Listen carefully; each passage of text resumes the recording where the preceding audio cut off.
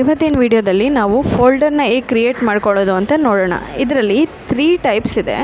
First method, ಮೈ computer ಮೇಲೆ click ಮಾಡಿಕೊಂಡು, ಇಲ್ಲಿ ಕಾಣಿಸ್ತಾ ಇದೆಯಲ್ಲ, ಮೈ ಕಂಪ್ಯೂಟರ್ ಮೇಲೆ ಕ್ಲಿಕ್ ಮಾಡಿಕೊಂಡ್ರೆ ಆಗ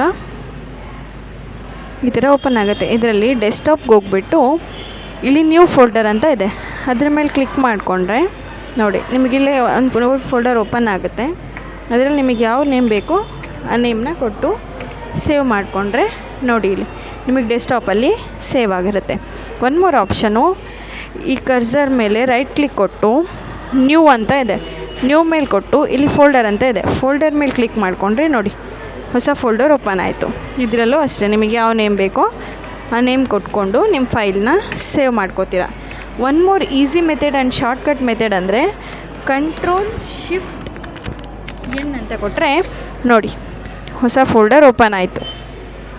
ಇದರಲ್ಲೂ ಅಷ್ಟೇ ನಿಮಗೆ ಯಾವ ಫೋಲ್ಡರ್ ಬೇಕೋ ಆ ಫೋಲ್ಡರ್ ನೇಮ ಕ್ರಿಯೇಟ್ ಮಾಡಿಕೊಂಡು ಎಂಟರ್ ಕೊಟ್ಕೊಂಡ್ರೆ ನೀವು ಇದರಲ್ಲಿ ನಿಮಗೆ ಬೇಕಾಗಿರೋ ಇಂಪಾರ್ಟೆಂಟ್ ಫೈಲ್ಸ್ನ ಕಾಪಿ ಪೇಸ್ಟ್ ಮಾಡ್ಕೋಬೋದು.